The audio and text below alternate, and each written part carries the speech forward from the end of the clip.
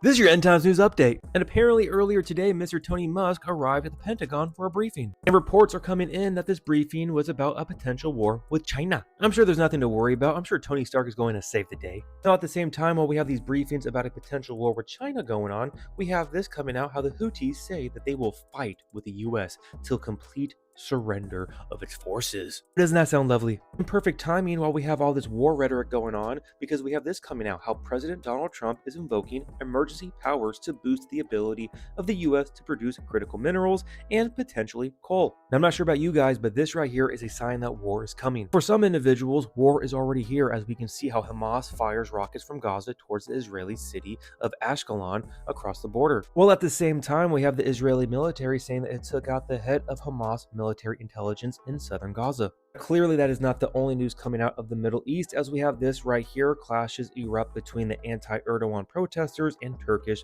riot police. Now, it almost seems like France knows that something is coming because they have called on all of its citizens to leave Iran immediately. Remember that Trump has threatened Iran that if something happens with the Houthis, they will blame Iran. Now, in some other news related to the Middle East, we have the UAE pledging a 10-year, $1.4 trillion investment to framework in the US after Trump meeting. And as you can see above my big head, underlined right there, that part of this investment will be for the US economy and AI infrastructure, with also semiconductors, energy, and American manufacturing. While at the same time, we have this news coming out with Microsoft signing a USD $700 million investment deal with Poland to increase its cloud, AI, and cybersecurity operations in the country. Skynet, anybody? Back to some Middle East news, we have this coming out how Egypt is willing to temporarily absorb 500,000 evacuated Gazans. It's quite a bit of people. Now, we also have Trump moving against the Department of Education, because who needs a Department of Education, because you have AI reshaping global education. And as we can see right here, that the agenda of reshaping the world's education will be through artificial intelligence. Now, finally, I'll end this video with this news right here, how we have CRISPR tool enabling more seamless gene editing. Well, it looks like the transhumanist agenda is full steam ahead. And that was your End Times News Update for the day. Do not allow this information to cause fear and anxiety. It is just meant to inform you. But through it all, make sure you keep your eyes focused upon the Lord, resting and abiding in His love, sharing the gospel,